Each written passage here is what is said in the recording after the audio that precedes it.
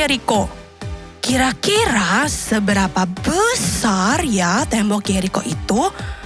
Di dalam Alkitab mencatat ada di Yosua 6 ayat 1 sampai 27. Yeriko adalah kota benteng dengan luas sekitar 4 hektar atau 40.000 meter persegi, teman-teman. Dan memiliki 2 lapisan tembok yang tebal. Wah, kira-kira apa ya yang terjadi dengan tembok Yeriko dan firman Tuhan kali ini? Makanya ikuti ibadah ini dari awal sampai akhir dengan sungguh-sungguh ya. God bless you, teman-teman. Shalom teman-teman Teachers, perkenalkan nama saya Nata. Ayo kita sungguh-sungguh memulai ibadah yang sungguh-sungguh ya teman-teman. Yuk kita berdoa. Tuhan Yesus, karena kami ingin memulai ibadah ya Tuhan. Halia, amin. Let's praise and worship.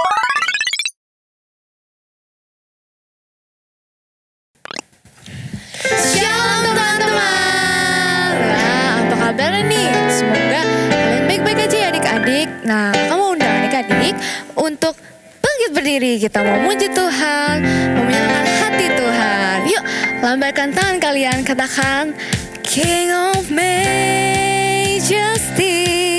I have one desire, just to be with you, my Lord. Just to be with you, my Lord. Sekali lagi, King of Majesty, I have one desire, just to be with you, my Lord. Just to be with you, my Lord.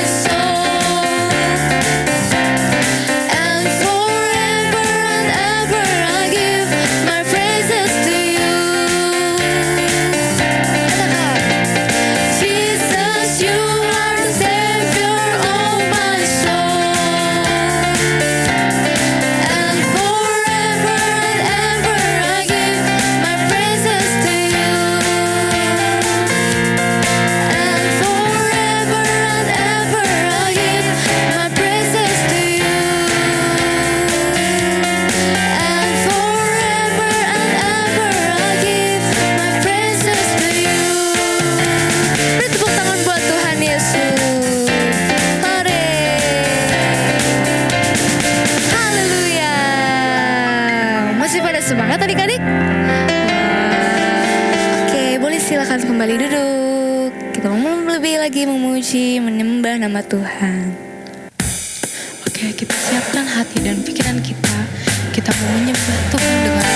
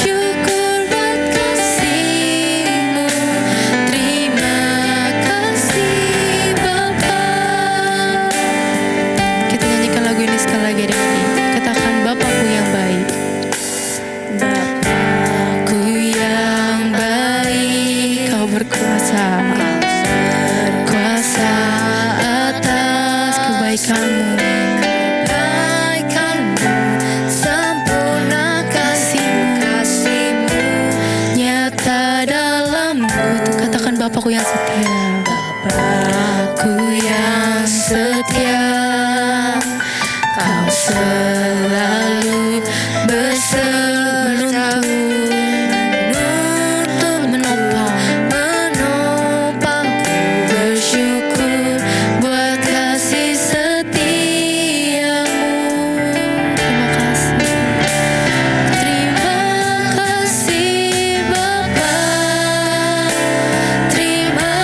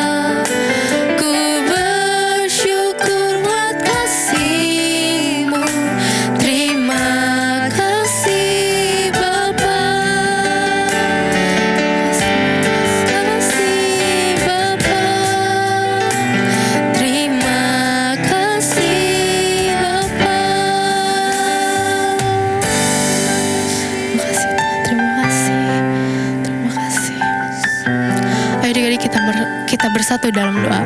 Tuhan Yesus, terima kasih Tuhan atas berkat dan penyertaan-Mu. Kalau kami boleh memuji, menyembah nama-Mu Bapa, sebentar kami akan mendengarkan firman-Mu ya Bapa. Kiranya Engkau berkati setiap kami ya Bapa. Kiranya kami dapat pengurapan yang baru daripada-Mu ya Bapa. Terima kasih Tuhan, hanya dalam nama-Mu kami berdoa dan mengucap syukur. Haleluya. Amin.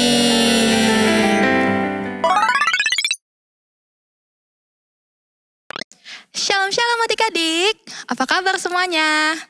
Ketemu lagi minggu ini dengan Kak Tresya. Hari ini kita mau belajar firman Tuhan. Kita mau belajar firman Tuhan yang bertemakan unity dengan sesama. Kita akan belajar dari kisahnya mengenai tembok Yeriko yang ada di kitab Yosua pasal yang ke-6 ayat 1 sampai 20 ya adik-adik. Kakak harap kalian siapkan Alkitab kalian dan juga buku catatan kalian. Kita mau belajar firman Tuhan dengan fokus, nggak saling ngobrol ya adik-adik. Nah adik-adik, perikop mengenai Yosua pasal yang ke-6 ini adalah mengenai bangsa Israel setelah Nabi Musa wafat adik-adik. Sepeninggalannya Musa, Tuhan memilih Yosua menjadi pemimpin bangsa Israel yang menggantikan Musa untuk memimpin bangsa Israel memasuki tanah Kanaan adik-adik. Nah, tanah Kanaan ini adalah tanah yang dijanjikan oleh Tuhan kepada bangsa Israel. Sebelum Yosua mulai untuk memasuki tanah Kanaan, Yosua mengirim 2 orang pengintai untuk memata-matai negeri itu dan juga kota Yeriko tersebut adik-adik. Tuhan berfirman kepada Yosua, ada di ayat yang kedua, kakak bacakan.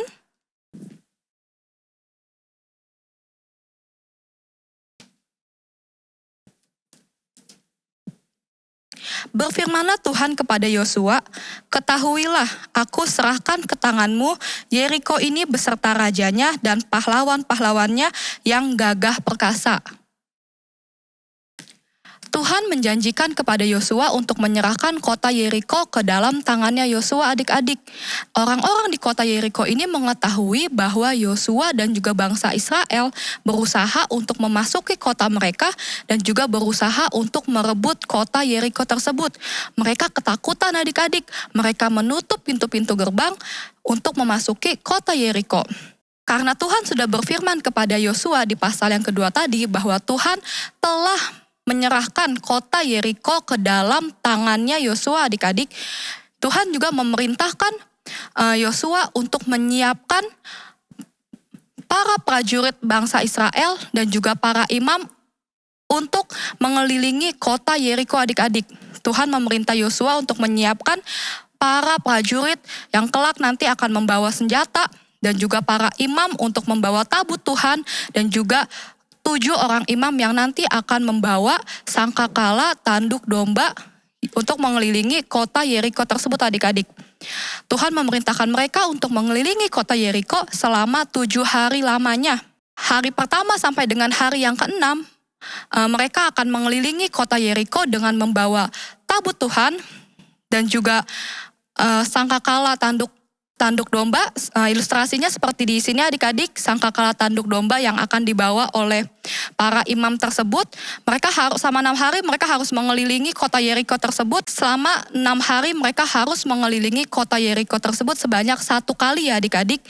Namun pada hari yang ke-7 mereka harus mengelilingi kota Yeriko tersebut sebanyak 7 kali adik-adik. Tuhan juga memberikan tanda kepada bangsa Israel apabila sangkakala berbunyi dengan suara keras, dengan suara yang panjang, kurang lebih ilustrasinya seperti ini adik-adik suaranya. Apabila sangkakala dibunyikan dengan suara yang panjang adik-adik, maka Tuhan memerintahkan seluruh bangsa Israel untuk bersorak dengan suara nyaring karena itu adalah tandanya bahwa kota Yeriko sudah berhasil diruntuhkan. Begitu Yosua mendengarkan perintah Tuhan, Yosua bergegas menemui para imam-imam tersebut dan menyampaikan seperti apa yang sudah Tuhan sampaikan kepada Yosua.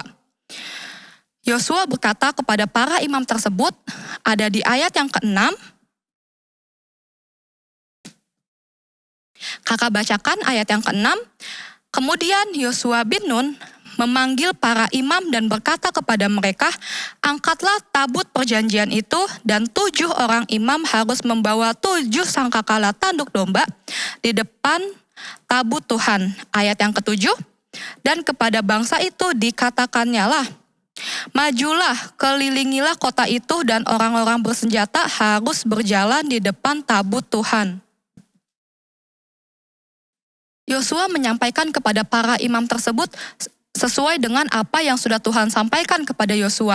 Begitu para imam mendengar perintah dari Yosua, mereka langsung melakukan apa yang sudah Yosua perintahkan. Mereka menyiapkan tabut Tuhan dan juga membawa 7 sangkakala tanduk domba tersebut.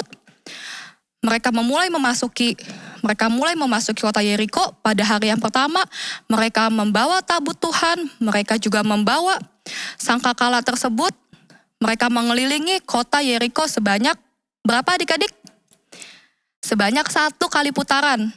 Mereka memutari atau mengelilingi kota Yeriko tersebut sebanyak 1 kali putaran. Begitu mereka selesai, mereka kembali ke perkemahan mereka dan mereka beristirahat di sana. Keesokan harinya, di hari yang kedua, mereka melakukan hal yang sama adik-adik. Mereka membawa tabut perjanjian. Keesokan harinya, pada hari yang kedua, mereka juga melakukan hal yang sama adik-adik. Mereka membawa tabut Tuhan dan mengelilingi kota Yeriko sebanyak 1 kali putaran. Begitu juga selanjutnya, hari ketiga, hari keempat, hari kelima, dan hari yang keenam. Dan juga pada hari yang ketujuh, begitu di hari yang ketujuh, mereka ketika matahari terbit, mereka bangun pagi-pagi, mereka melakukan hal yang sama. Mereka membawa tabut Tuhan tersebut dan mengelilingi kota Yeriko sebanyak 7 kali putaran. 1 putaran sudah mereka lalui, 2 putaran sudah, 3, 4, 5, dan 6 putaran. Ketika mereka memasuki putaran yang ke-7, para imam tersebut membunyikan sangkakala yang tadi mereka bawa adik-adik. Ketika para imam membunyikan sangkakala, berkatalah Yosua kepada bangsa itu. Ada di ayat yang ke-16. Kita buka bersama-sama adik-adik.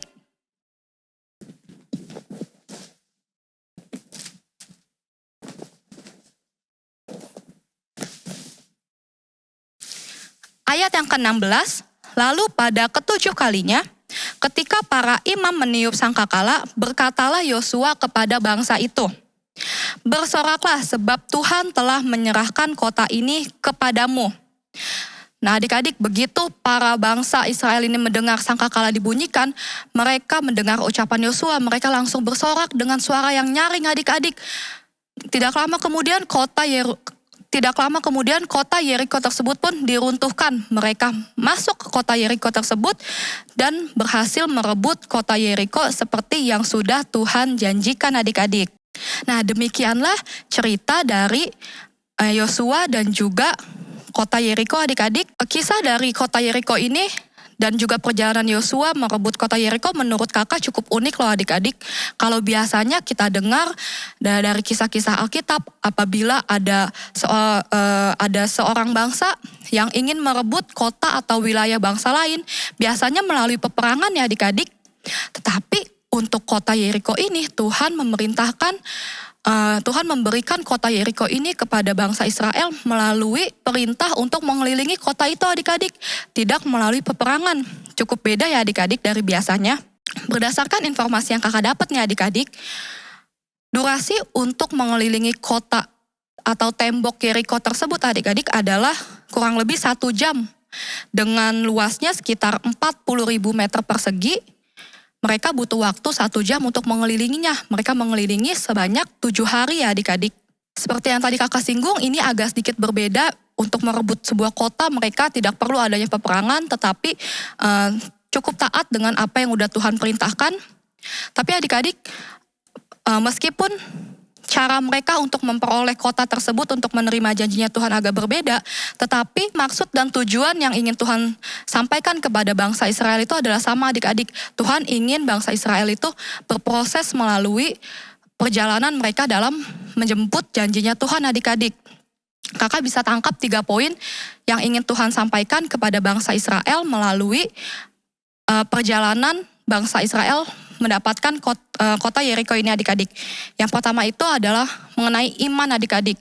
Kalau tidak dengan dilandasi iman adik-adik, terdengar sedikit mustahil ya bagaimana sebuah tembok yang besar bisa runtuh hanya dengan dikelilingi saja adik-adik.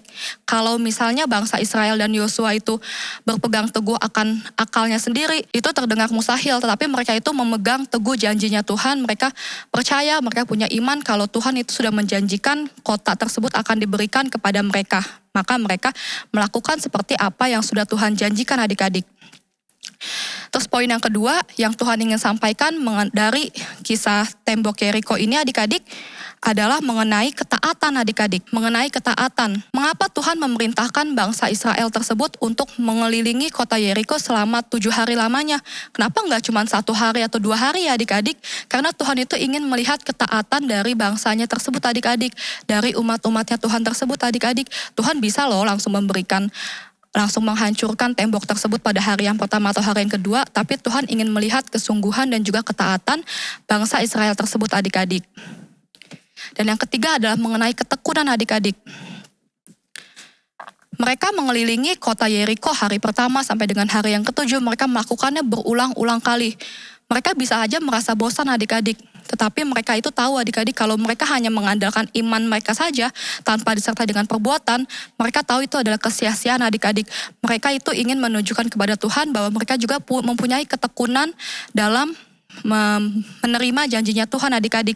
Seperti yang ada tertulis di Ibrani pasal yang ke-10 ayat yang ke-36. Yuk kita intip sedikit.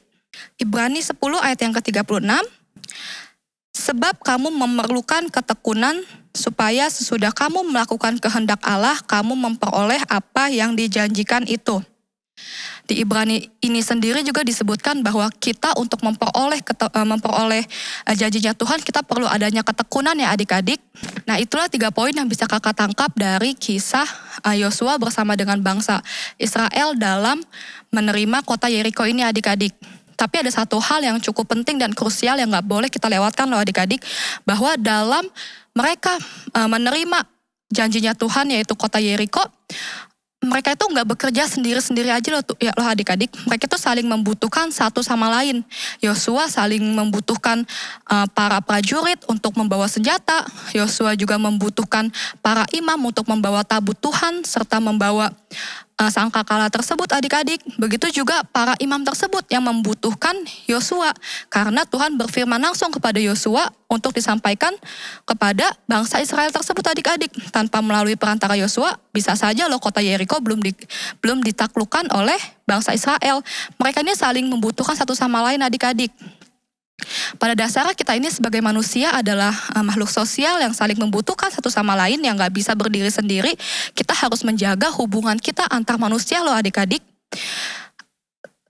Dengan teman kita, dengan teman main, teman sekolah, ataupun teman yang ada di lingkungan kita adik-adik, mereka itu adalah alat-alatnya Tuhan yang bisa Tuhan pakai untuk menggenapi janjinya Tuhan dalam hidup kalian loh adik-adik. Seperti bagaimana bangsa Israel saling membantu satu sama lain. Yosua saling membutuhkan satu sama lain dengan pasukannya. Kita juga harus saling membantu dan juga mengasihi sesama kita ya adik-adik. Demikian firman Tuhan hari ini. Kakak sungguh diberkati. Kakak harap adik-adik bisa melakukan ini di dalam kehidupan kalian. Yuk kita rapikan Alkitab kalian, buku catatan kalian. Kita mau tutup di dalam doa. Kakak ajak adik-adik untuk lipat tangan dan tutup matanya. Bapa kami yang bertata di kerajaan-Mu yang kudus, terima kasih ya Tuhan untuk kebaikan-Mu, untuk anugerah-Mu pada hari ini. Kalau kami sudah belajar firman Tuhan, terima kasih ya Tuhan Kau ingatkan kami ya Bapak, bahwa kami ini adalah anak-anak-Mu yang mau menjaga hubungan kami antar sesama ya Bapak. Kami mau membangun unity dengan sesama kami ya Bapak. Kami mau mengasihi teman kami mau saling menolong teman kami mau menjadi penolong untuk teman-teman kami, juga untuk sesama kami manusia ya Bapak. Bapak yang baik, biarlah firman Tuhan yang hari ini sudah Engkau sampaikan bisa kami lakukan ke dalam kehidupan kami ya Bapak. Kami bisa menjadi berkat untuk orang-orang di sekitar kami. Terima kasih Tuhan Yesus, hanya di dalam nama-Mu kami telah berdoa dan mengucap syukur. Haleluya, amin. Happy Sunday.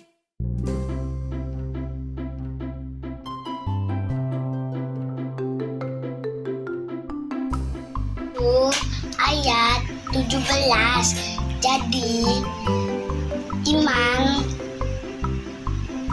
timbul dari pendengaran pendengaran oleh firman Tuhan.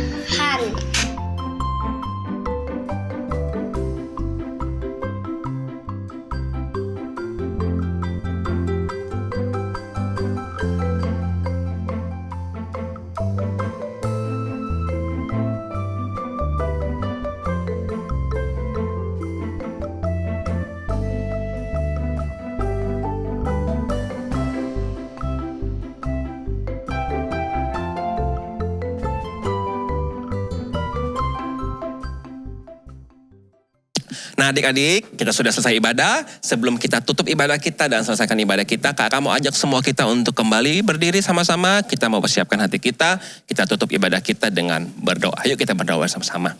Tuhan Yesus, terima kasih, kami bersyukur. Hari ini kami sudah menyelesaikan ibadah kami. Kami diberkati Tuhan dan kami belajar melalui firman Tuhan. Dan biar semua kami yang mendengar firman Tuhan hari ini, kami melakukan firman Tuhan dan menjadi saksinya Tuhan. Dan sebelum kami selesai ibadah Tuhan, biar kami menerima berkat dari Tuhan, berkat kesehatan, kekuatan, perlindungan, kasih karunia Tuhan yang dilimpahkan bagi setiap kami berlimpah-limpah. Dan Tuhan memberkati kami semua, anak-anak Tuhan dimanapun mereka berada. Mereka akan menjadi kepala bukan ekor, mereka akan diberkati Tuhan semakin hari semakin naik dan tidak akan turun. Sekolah mereka, keluarga mereka, aktivitas mereka diberkati Tuhan, dipimpin Tuhan, dan apa saja yang mereka lakukan yang berkenan kepada Tuhan, Tuhan akan selalu buat mereka berhasil. Dalam nama Tuhan Yesus, kami berdoa dan bersyukur. Haleluya. Amin.